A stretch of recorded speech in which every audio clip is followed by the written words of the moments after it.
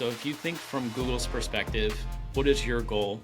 You want to provide the most possible people the best results so that you can get them on there. Because one, you're building an audience now, you're becoming and staying, right, the top search engine.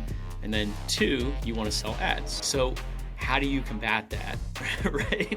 So you mentioned how like a Google asset gets shut down and a major portion of revenue is just blocked off from a business. How do companies rely less on Google? The reality is, if you're a local business... Welcome to the 6th episode of Expanding Local. Today I'm here with Andrew Lee Jenkins. He has a big track record. He is the founder of Catalyst RVA Marketing, a digital marketing agency for home service contractors. He's also the co-founder of Agency Mastermind, a community where agencies can learn the secrets of building profitable, ethical marketing agencies. And he's also the moderator of the Google SEO Mastermind, which is, I'm sure you've heard of it, it's a massive Facebook group. And he's also the host of the Should I Learn This Week podcast. So, Andrew, thank you for coming on. I appreciate it. Could you give a brief introduction, kind of who you are, how you got to where you're at, and all that good stuff? Sure. I'll give you the short version. I got my engineering degree, started working in the engineering field about, 12 years ago when I got out of college, and very quickly I kind of hated the whole engineering thing. And for the longest time I've tried, different get-rich-quick schemes, and for a little while I was a cult leader. I've done all kinds of crazy stuff, and I think that gave me a little bit of interesting insight as I entered the marketing field, kind of by accident through helping out somebody with their website build. I like learning new stuff. I was like, I'll figure out how to do this website thing. And that spiraled out of control and turned into me starting marketing agency. And since, January of last year was when I went full-time and started scaling my agency. Perfect. And what's the reason behind the name Catalyst RVA? What does that mean? So we go back to the cult. So I was given a nickname, Catalyst, when I was inside of this because I helped grow this group of people. When I left, I didn't leave on good terms because I kind of realized what was going on, and I was like, F this. So the name of my marketing agency is sort of an FU to the guy that's running that other deal. And then RVA that's Richmond, where I'm located. Nice. Awesome. And so your agency, I see you talk a lot about ethical marketing, and I think that's something that not a lot of agency owners talk about, and not a lot of home service business owners they don't really understand how bad the agency land is that we operate in. Can you explain how agencies are taking advantage of home service businesses? Yeah, this is like a 14-hour workshop, weekend event that we could sell tickets for. But the issue kind of stems from, in my opinion, the fact that anybody can start a marketing agency or start doing some kind of freelancing work. The barrier to entry is basically owning a laptop.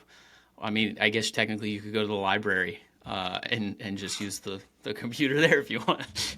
But, local business owners, the problem that they have is that they're really, really good at doing the thing that they're really, really good at doing, right? They don't know the whole marketing thing, and it's very prevalent inside of home services specifically because a lot of times they don't lean more into that heavily, technology involved type personality. They're like swinging a hammer. So they don't know as much when somebody is saying something that sounds fancy, but is at the end of the day mostly bullshit. And then you kind of compound that by the fact that, like we said, it's easy to get into marketing, and everyone else out there, you have this whole other layer where there's the marketing influencer that's trying to sell people getting into marketing, because you've heard the old adage of, don't chase gold, right? Sell the shovels to the people chasing gold. And that's what a lot of people are doing. So it's a big mess. It sucks. It's very difficult to weed through the BS. And I think if you talk to pretty much any business owner, you're going to have at least one terrifying and insane story that you're going to get related to some kind of marketing agency experience.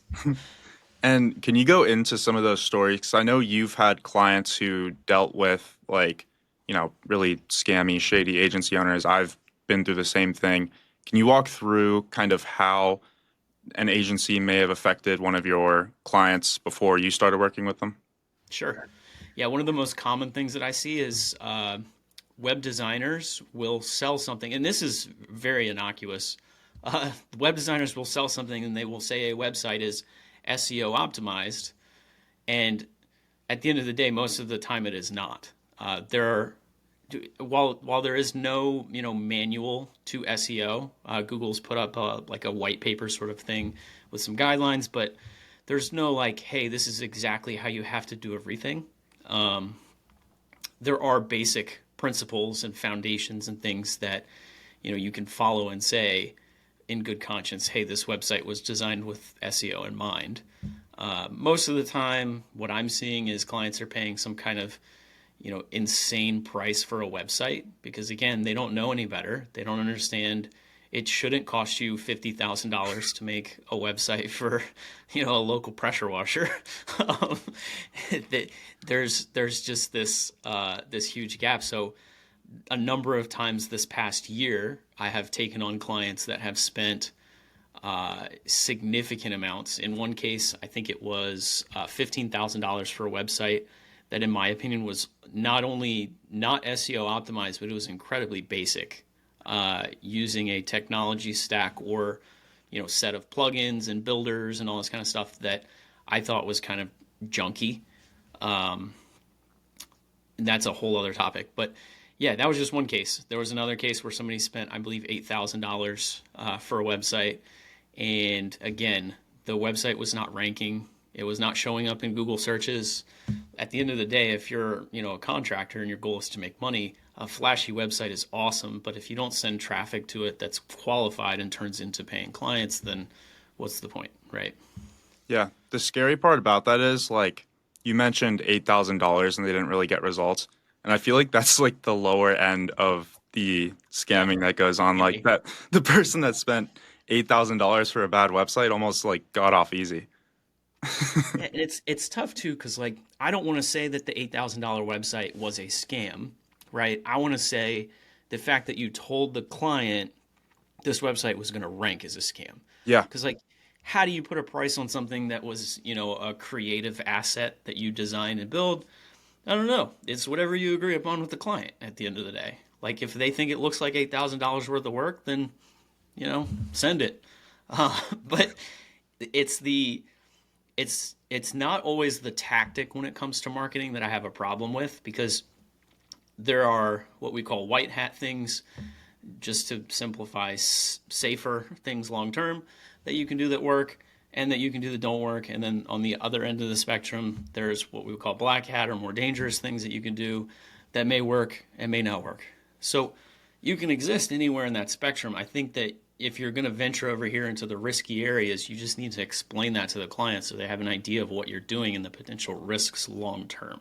That's kind of my issue. Yeah. And so what do you think are the biggest mistakes home service business owners might be making on their website? Like when it comes to either their agency doing it or if they're doing it themselves, what should home service business owners be doing to optimize their website and not just make it look pretty, but also turn it into a website that gets traffic and actual leads and serves your underlying business goals? Sure, that's a really really good question. The first thing that I always go back to is you have to have a good solution for tracking. If you don't know how you're modifying, tweaking, changing things, and how that's affecting the results, then you can't really attribute anything that you're doing back to the changes that you've made. So, the first thing that I would recommend to any business owner, whether they're actively doing the marketing themselves, they're working with someone else, is get some kind of tracking solution in place. At the bare minimum, you could use something like Google Analytics. It is less and less user friendly, and it will continue to be so most likely as time goes on. But there's a ton of videos on YouTube that you can use to set them up. Basically, the principle is you just add a tracking tag, and then you can use Google Analytics as well as Search Console, and you can kind of look at the data that's going on behind the scenes. So once you have traffic in place, One of the biggest things that I see as a mover of websites in general is the content that's on the page. Google's got a lot of things they can look at. One of the main things that they can look at that you can influence easily just by looking at it is the content on the page, and that is headers. So those things that are typically, if you think back about taking notes when you were in school, you've got a topic on the page of your notes, then you've got subtopics, and then you've got some actual bullet points and stuff. So those main topics at the top of the page, those typically we look at those as an H1 header, and ideally you have one. Again, none of these are hard and fast rules. I've seen websites with 0 H1s that rank. I've seen websites with 6 H1s that rank. But that overarching topic, that's your H1 tag. And then subtopics are typically what we would call synonyms or similar words or inverse words. So those are things in your header. So if your page is about, pressure washing, some of your other headers should include things like pressure washer company, pressure washing reviews, pressure washing testimonials. I mean, different variations basically of your main topic of that page. And then the body content should reflect that as well. So that's the biggest thing that you can do as a small business owner is make sure the page content makes sense. Make sure that this is a little bit more of an advanced thing, but make sure that you do what I would call an overlap analysis before you start building out your website pages, or if you've already built them out, do an overlap analysis and make sure you don't have two pages that are competing for the same term. Because what you as a business owner look at as a single service or separate services doesn't always align with what Google looks at. So it's kind of like a give and take. So like, do you have clients that are residential and commercial service offerings, right? Yeah. So if you look at inside of Search Console, the residential pages and commercial pages, if you haven't split them up, or if you have split them up, you'll notice something different. A lot of times the commercial pages will show queries for residential terms and vice versa, because in most industries, Google doesn't separate a service into commercial and residential variations like we naturally want to as people. So website structure and then making sure you have content on the pages is my bread and butter. Like that's the foundational stuff. If you do that right and then build your brand, eventually you will rank. How far can you go with the cannibalization of pages? Because I know some people recommend that you have a location service page that's for a specific service. So drain clearing in Portland, drain clearing in Gresham, different little towns. Are those going to cannibalize each other? Is that good practice to have two cities that are super close together for a specific service? Or what are your thoughts there? Yeah, it's a good question. And typically what I will do is I will have a set of services. So when I do keyword research, I'm not just doing keyword research for services. I'm also doing keyword research based off locations. And because of where I am at, it's fairly easy because I try to take clients locally in my specific area. So I already know the locations most of the time. But typically when you go onto Google Maps, if you look, a lot of times people want to use neighborhoods and they want to make thousands of pages for neighborhoods. But a lot of times if you search those things, neighborhoods aren't something that Google ranks. And this is kind of it's kind of hard to explain. But if you search for your service and then add neighborhood at the end of it, if you look in the search results, a lot of times they're going to have your service and then some city that is close to that neighborhood. So what that tells you is that neighborhood is not something that Google is ranking. That could change. 5 years from now, that could completely change. And what I'm saying now means absolutely nothing, which is why it's important to do SEO on a continual basis.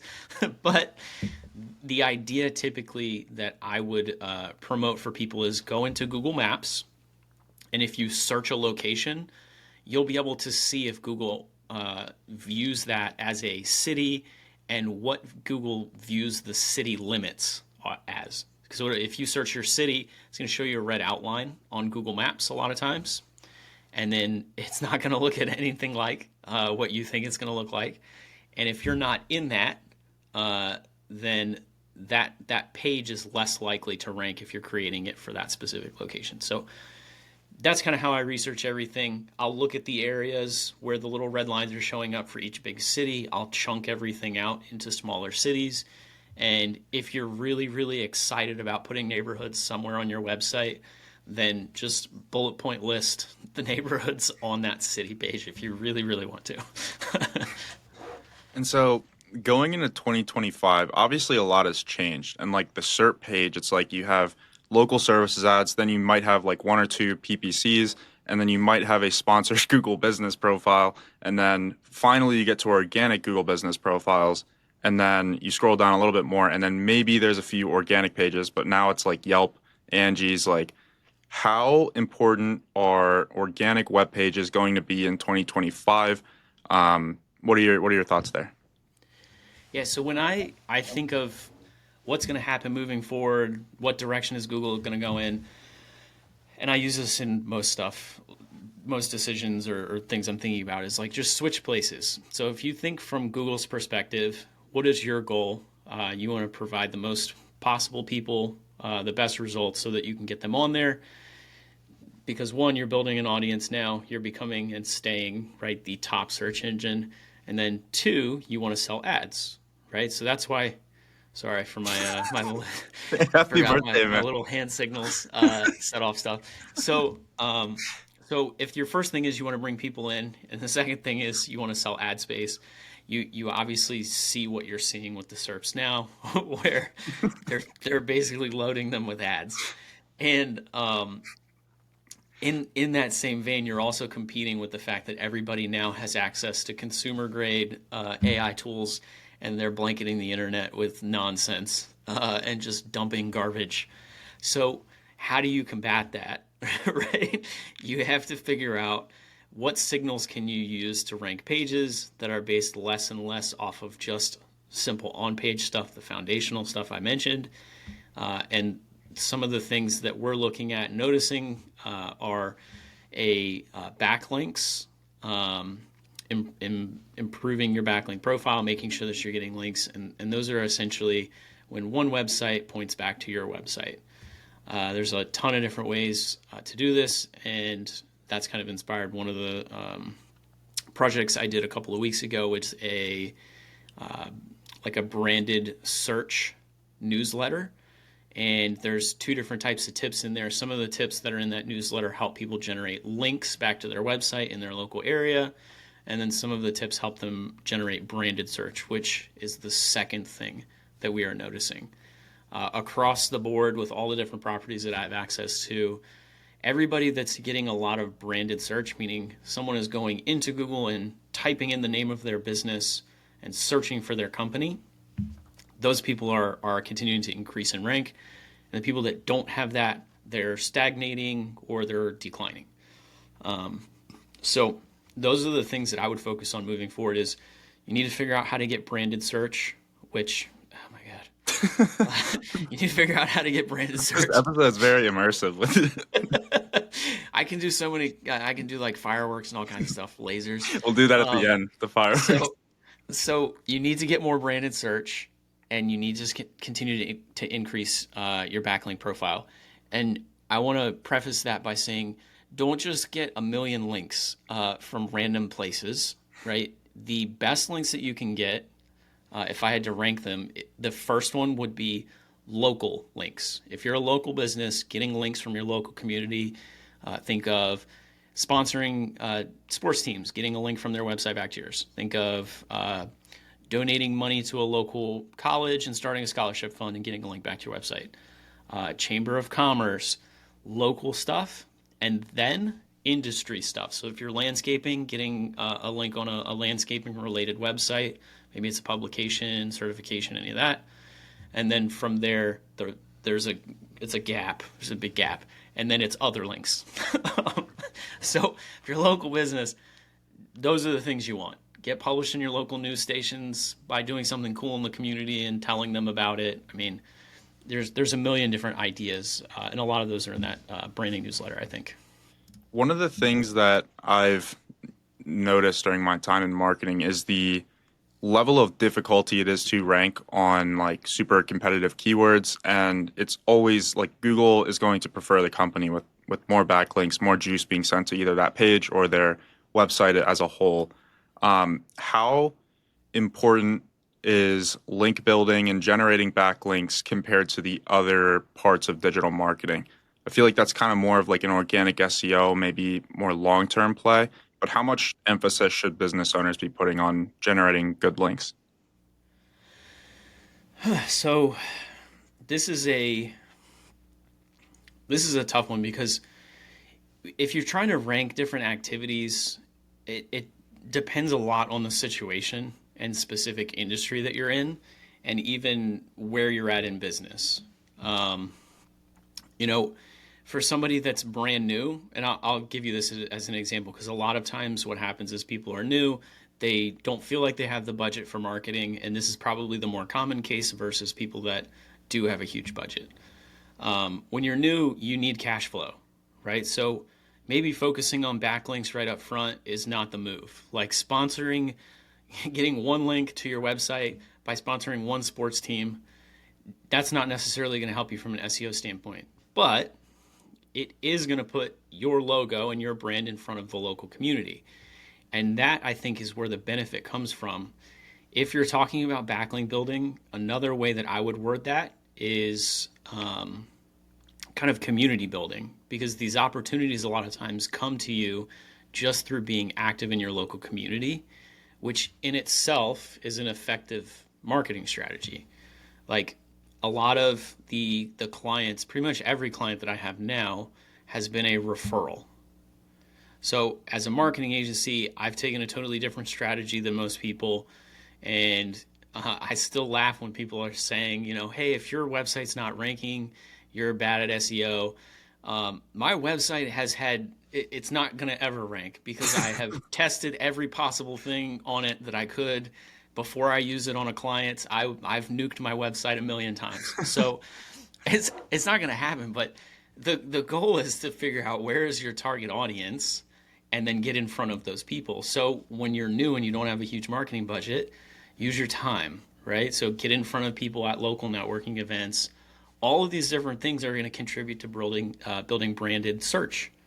So they're going to have a knock-on effect, and they're going to increase your website, the chances of your website ranking down the line anyways. So that's kind of what's prompted my change with some of my offer is, instead of trying to say, hey, I'm going to do SEO, we've got this piece figured out, there's a repeatable process that we've done that's worked, that's awesome. But truthfully, if you're trying to grow a brand, you got to figure out how to be in front of everybody everywhere, especially if you're home services. And so that's kind of what's tweaked our offering specifically into some of these other areas, I guess. So yeah, my recommendation is go become a household name in your community.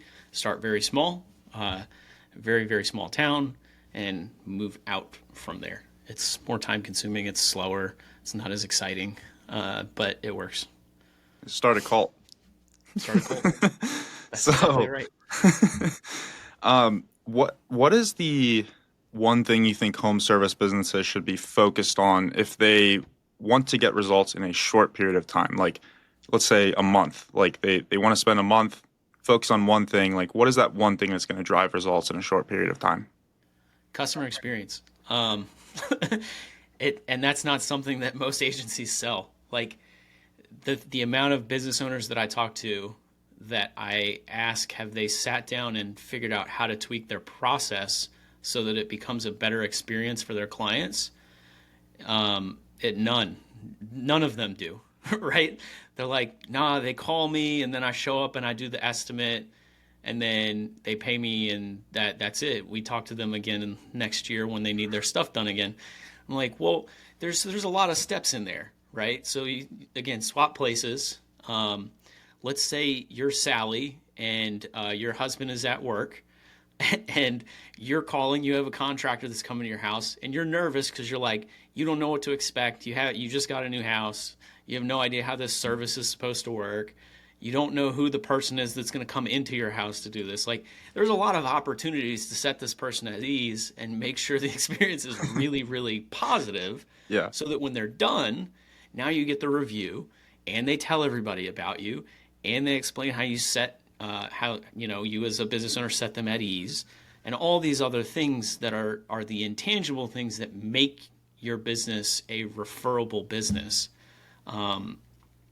That type of stuff is something anybody can sit down and think about as long as you're able to switch places with people and understand their potential concerns.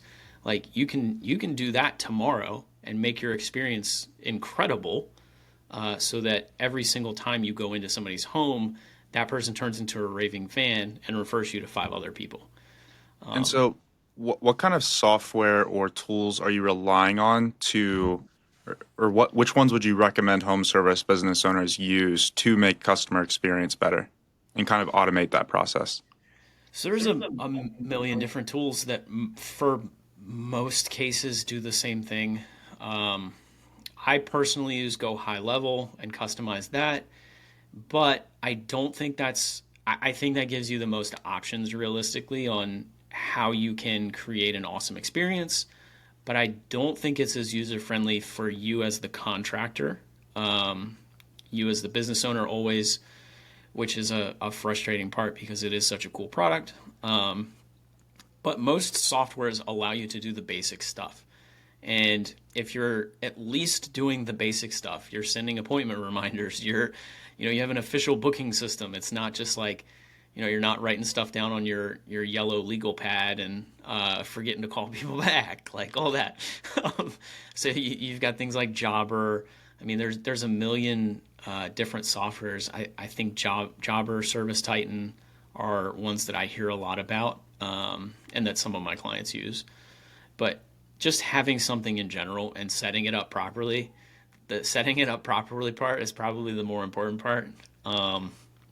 Because I'm sure you've probably had this before. You've gotten an appointment reminder, and then you've gotten another appointment reminder, and then you've gotten another appointment reminder, and you're like, I've gotten 53 appointment reminders. Am I going to get one every 5 minutes?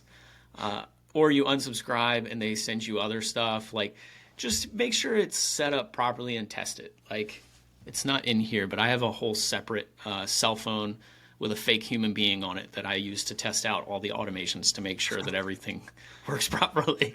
That's awesome. So, like automation, I feel like home service businesses definitely underutilize it, but you might disagree with me here. For reviews, I think there should be a process for the technician to, like in person, face to face, right after the job is done, be like, hey, it would mean a lot if you could write me this review.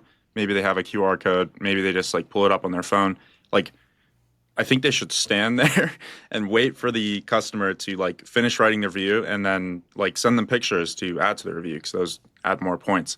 Do you think that there's ever going to be a way to automate that has a higher success rate than a technician? Or do you think that should just be a face-to-face interaction at the end of the job? What's your thoughts there? Yeah, so it depends on the niche. Some people service delivery, like when you do delivery, you are actually in front of the client, and yes, that's never going to be a you can't beat that, because what happens is if you've done a really good job, you've had a really positive experience, the person's already excited to leave you a review, and now they have positive peer pressure, like you're standing there in front of them. They're going to be like, yeah, I want this guy to leave now. I'll leave you a review, sure. and, so you're probably not going to beat that as far as effectiveness. I do think that there are things that you can do to make review campaigns more effective after the fact.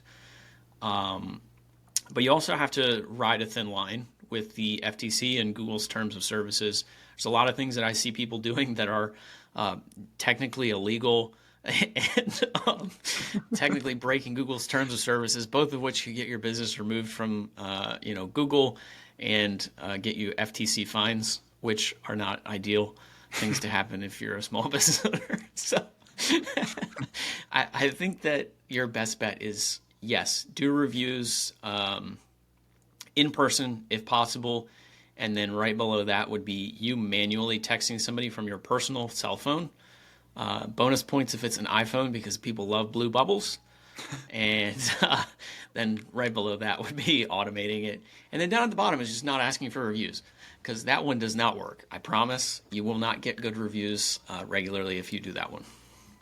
What do you think is more important, the number of five-star reviews or the frequency of five-star reviews on a Google business profile? The frequency. I would call it review velocity if I was talking to my nerdy marketing friends. But regular reviews are better than having a perfect 5-star rating, in my opinion. I've had clients freak out after getting one negative review. And a lot of times, what happens if you get a negative review, if you go read it, the average consumer reads that review and they're like, this person is effing insane. Like, what happened here? Especially if you respond politely back to the person and don't try to argue with them. Yeah, the average consumer doesn't care if you have one negative review. In fact, most people go look for that review to see how you handle conflict. And then once they realize you handle it well, you're like, all right, cool, let's go with this one. Yeah. So, yeah, Yeah. I would say regular reviews are more important. And how do you think home service business owners should make sure that they are getting frequent reviews on their Google business profile? The biggest thing is just ask, man. Like, I mean, I've got clients that do really well with this, and they regularly ask reviews because they listen when I've explained, hey, this is really important. And then I've got other ones that are not placing a huge importance on it, and they've gotten really lucky up to this point that they've got a strong brand and they're still dominating Google Maps without it. But if you're talking to an average consumer and they find you organically, right, and you've been in business for 30 years and you got 12 reviews, well, that's a problem. I look at a company like that and I say, if they've been in business for 12 or for 30 years and they've got 12 reviews, then something weird's going on here. This doesn't give me warm, fuzzy feelings. So it just, almost every marketing question can be answered by saying it depends. But generally speaking, like, you have to explain how important it is to the client to get the reviews. Because in my opinion, that's turning into, like we said earlier, a very, very important, I don't want to say ranking factor because I think that's like speaking like I actually know. I would say it's an important signal to Google that you are a strong brand to recommend to people.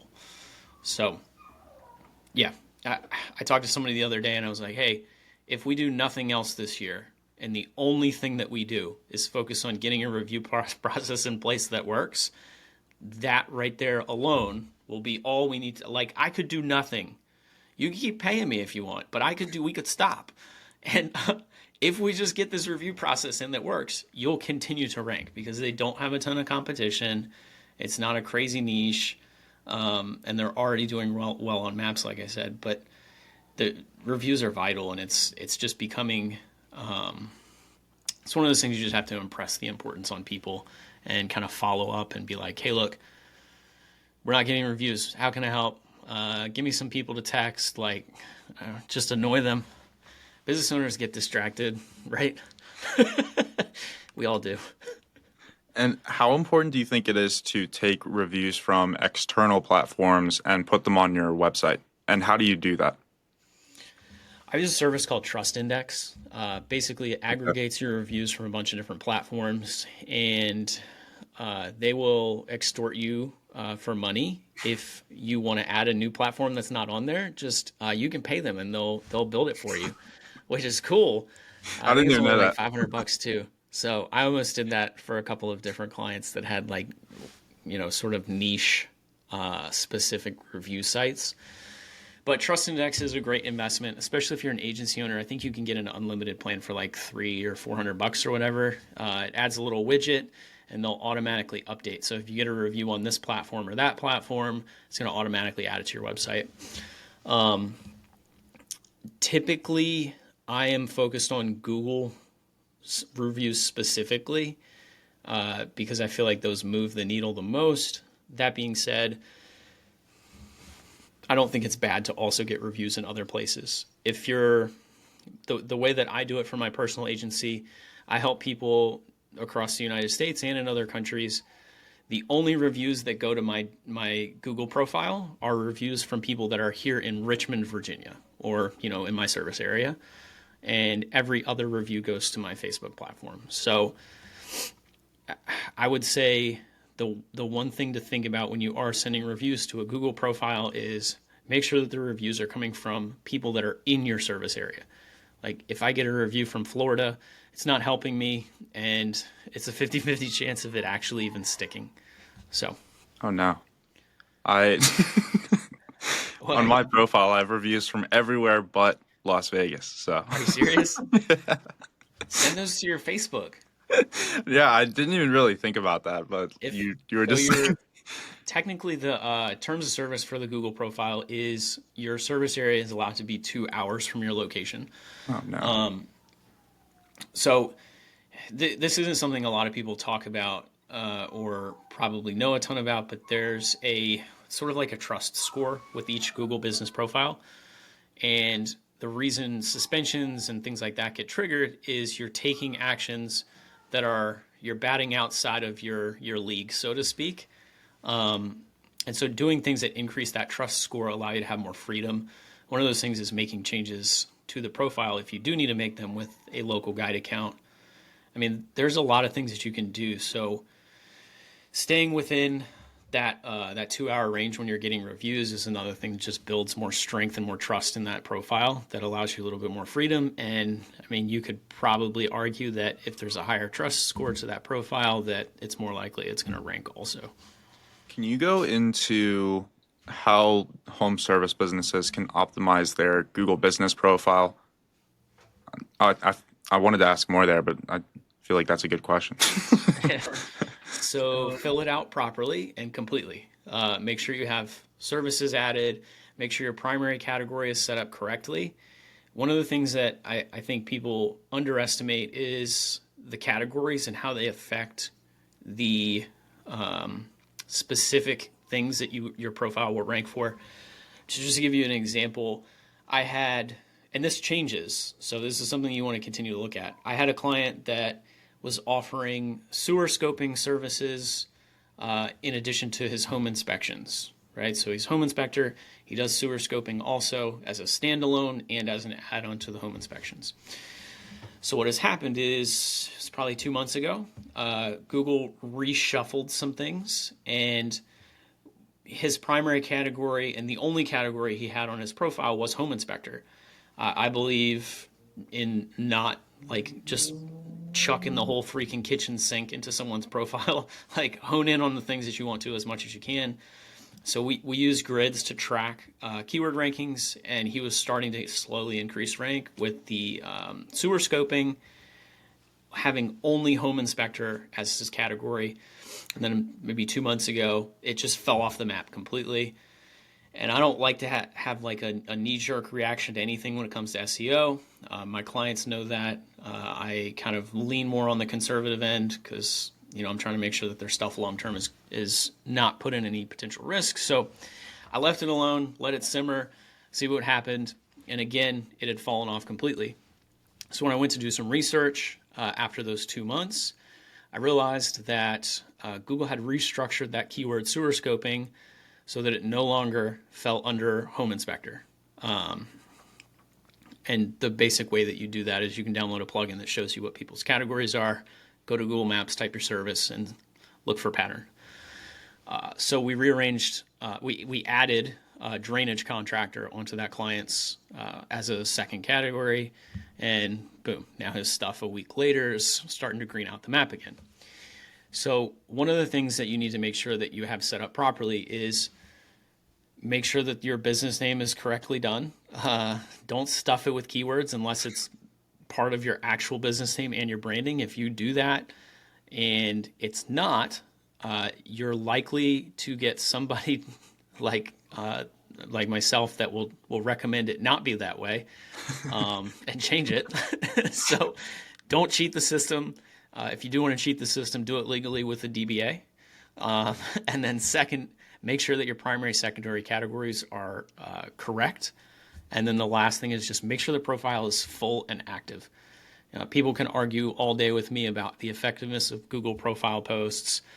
They can argue, having this thing here or sending links to this profile or sending links to your reviews or all kinds of weird stuff that I hear people doing. But the big movers I would focus on are those three things. Fill it out, make sure your title is correct or your business name is correct, and then have your primary and secondary categories done. The Do rest you of it's think just build your website so that it matches and mirrors and reinforce. Like my big thing today is reinforce brand over and over and over, because if you do that, it almost negates, not completely, but it almost negates the work that someone's doing from an SEO standpoint. Like go in Google and type in plumber in your city and then go look at how fucked up their website is. I promise they're still ranking. You don't always have to do things by the book or by what your favorite YouTube or internet influencer is saying is the right way. do you think Google is ever going to crack down on, I don't even know if it would be considered cracking down, but the DBAs on Google business profile names, where like you have a DBA that's like John's roofing, like roof replacement, roof repair. Like the DBA says that. Do you think they're ever going to like say, no, you can't use a DBA as a way to stuff keywords? I don't think so. I mean, it's the legal name of the business at that point, so there's nothing they can argue with. From my perspective, I don't think you ever have to worry about that as long as you follow the legal channels. I mean, I think if you have a DBA and then you don't actually do it properly so that the rest of your bills are in that name and the rest of, like, it has to legitimately be your business. And for those of you, if you're listening to this, that you're going to like, oh, I'm going to go change my name to like plumber near me, we do blah, blah, blah, blah, blah, all this other stuff. Make sure you change like everything, like your bank accounts, everything have to be Yeah. done properly, because Google will request that information. Yeah. And if you're trying to cheat the system, they're gonna not let you or Yeah. do something worse.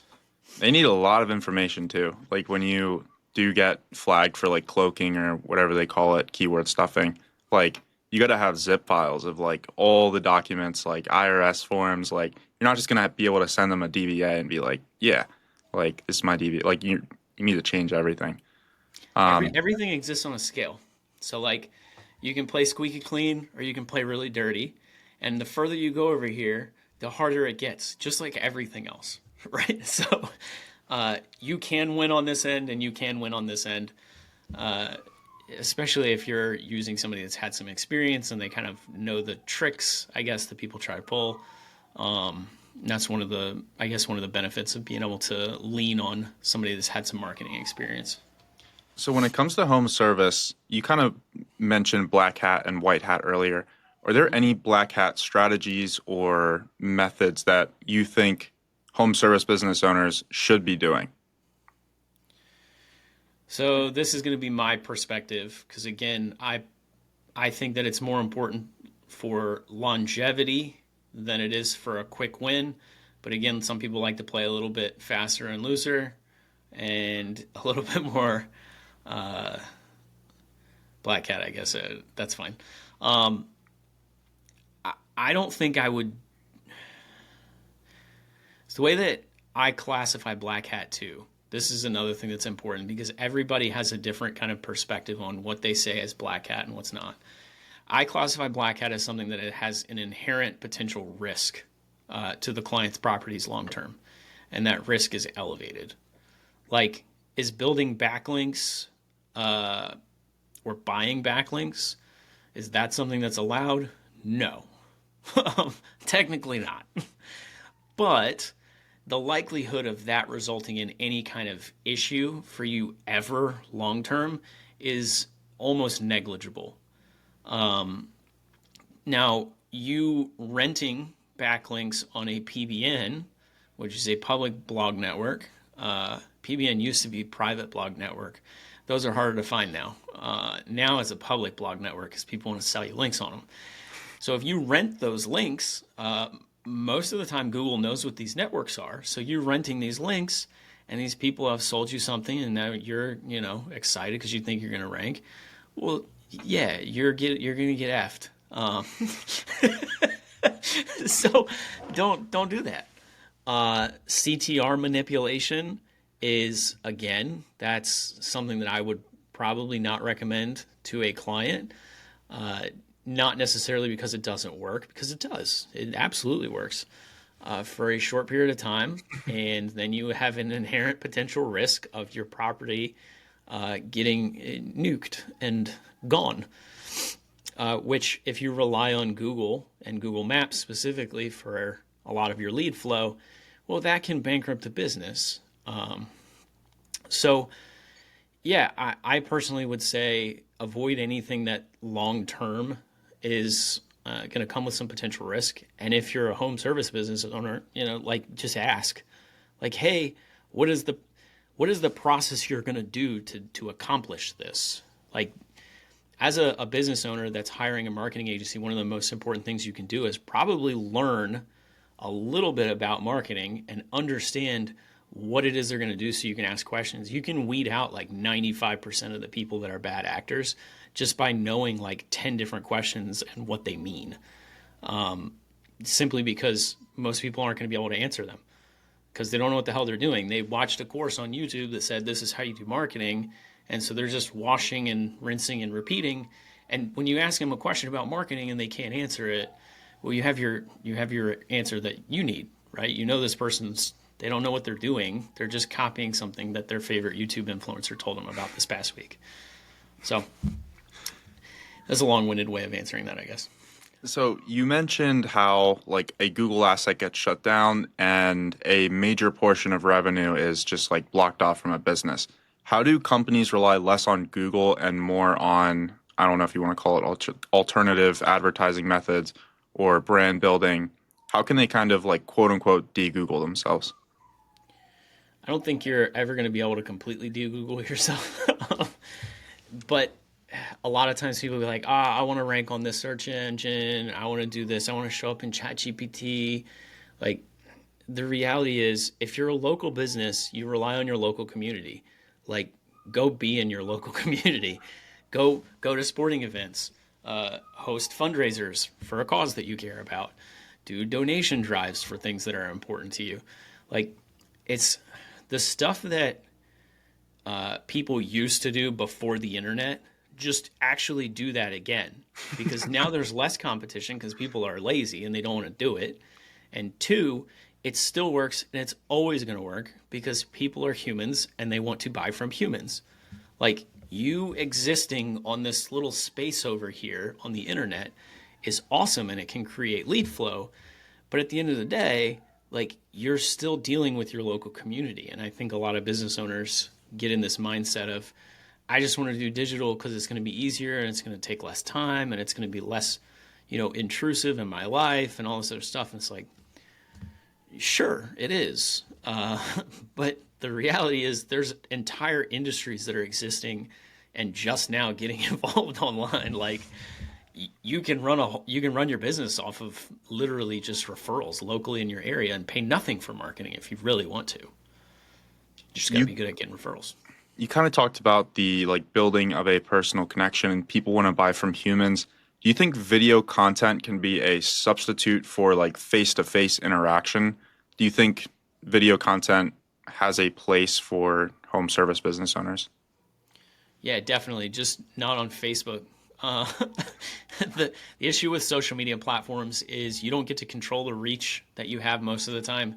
Even if people are on your friends list, you don't necessarily get your content only shown to your friends list. It goes all over the place.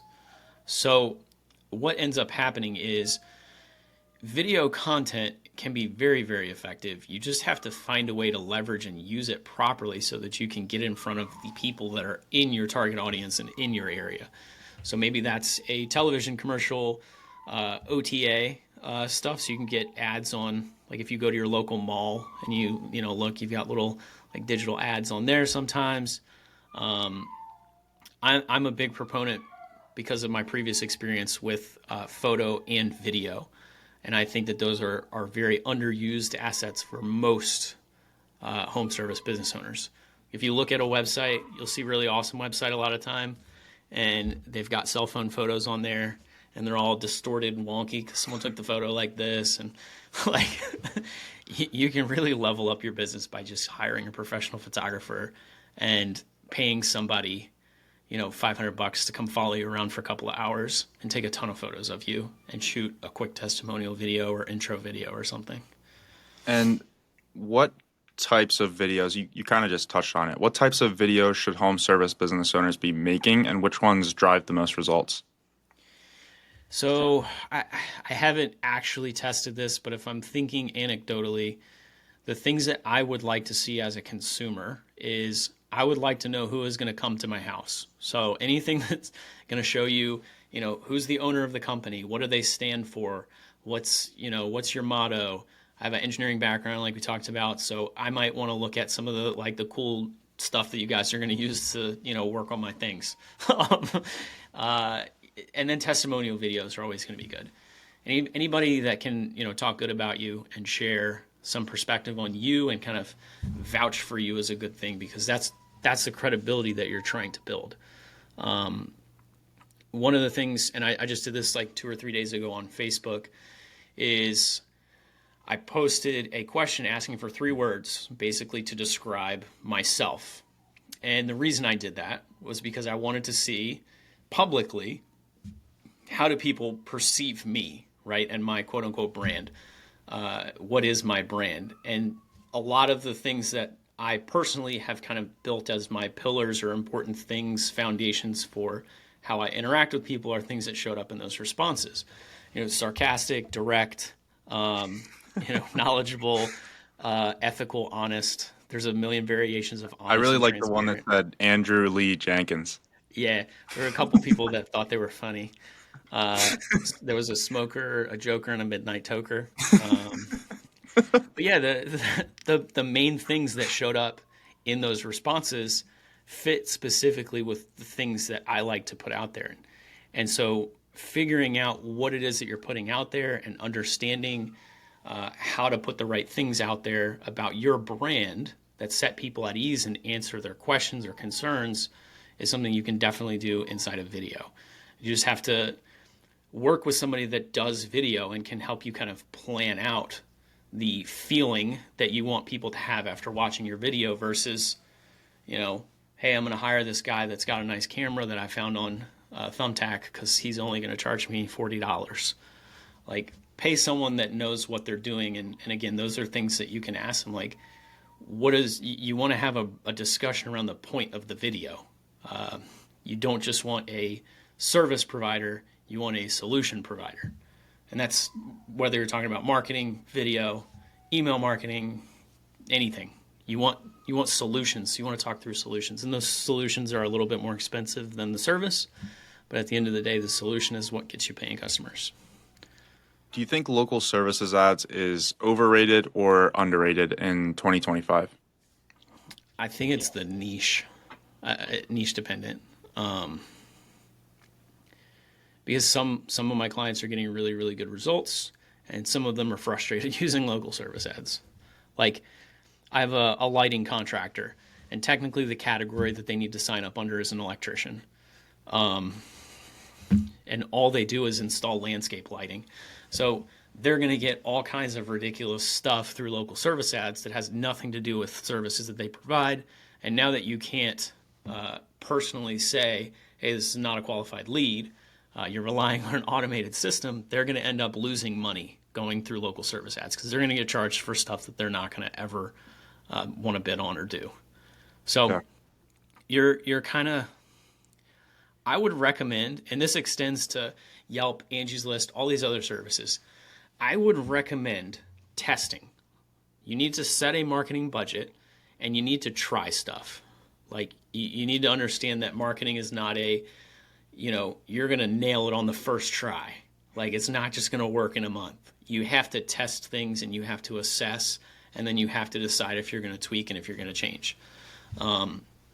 So like I hear people all the time making fun of business owners paying for like featured Yelps and things like that.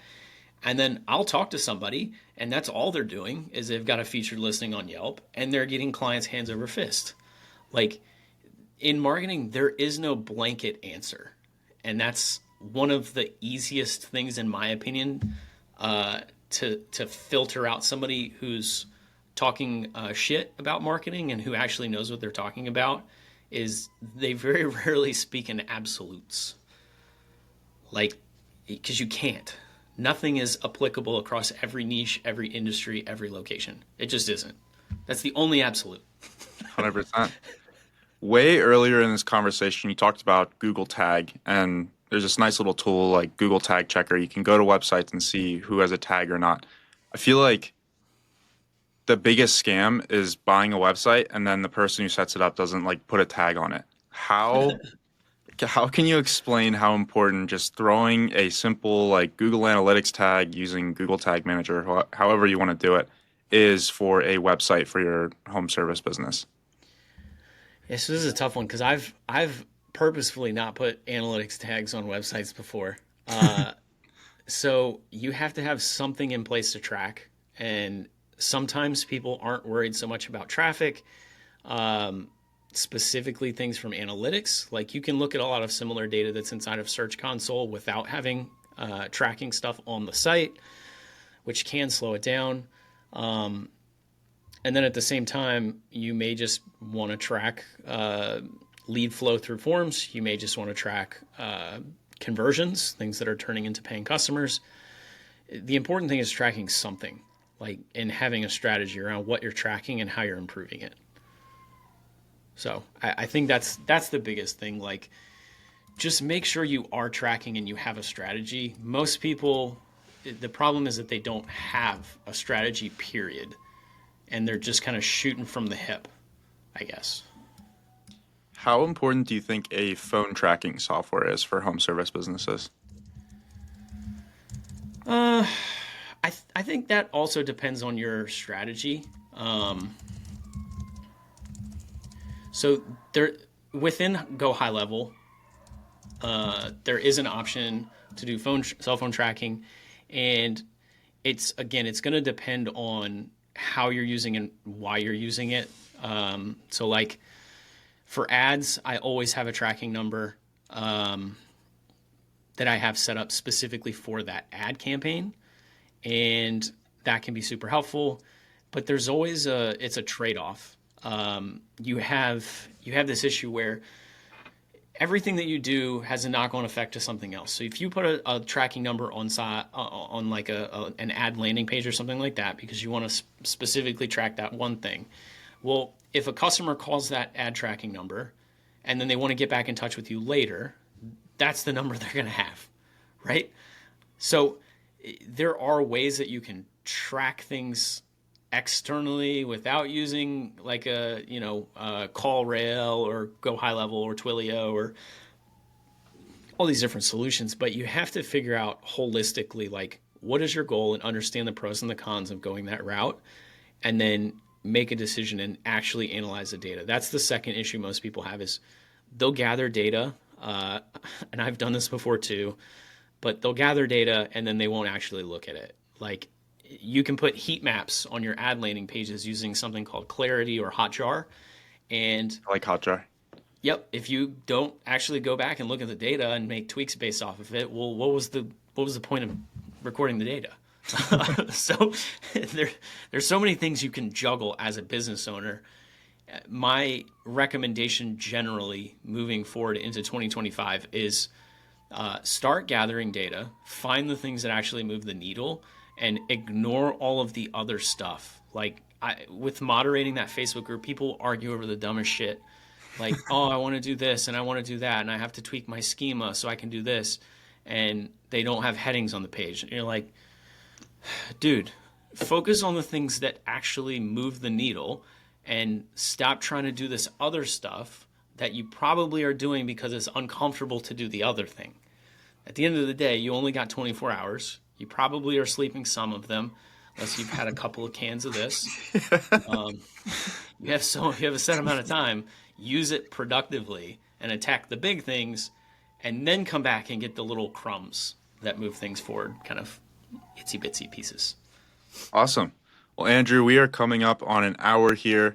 I'm really surprised that I did not have a stroke after uh, drinking this, but crossing my fingers. You'll feel great. Days. Awesome. So, where can people find more about you? Where do you want to send people to? I know you have like digital marketing services, you have a podcast, you're doing great work in a bunch of different places. Where should people find more about you? Sure. Yeah. Find me on Facebook, Andrew Lee Jenkins. I believe it's facebook.com// Andrew Lee Jenkins. I put out a ton of content on there. I have a YouTube channel. You can find me on pretty much any major social media platform. We are taking clients locally, and if somebody is looking for help finding an agency, like I said, I have a coaching community. So if you can't find an agency and Will's not able to hook you up, we might be able to help you find somebody as well that's kind of working on a similar framework that we have that you can actually trust is not going to leave you up the river without a paddle. Awesome. Well, thank you so much, man. Absolutely. It's good being here, man. Looking forward to catching up again.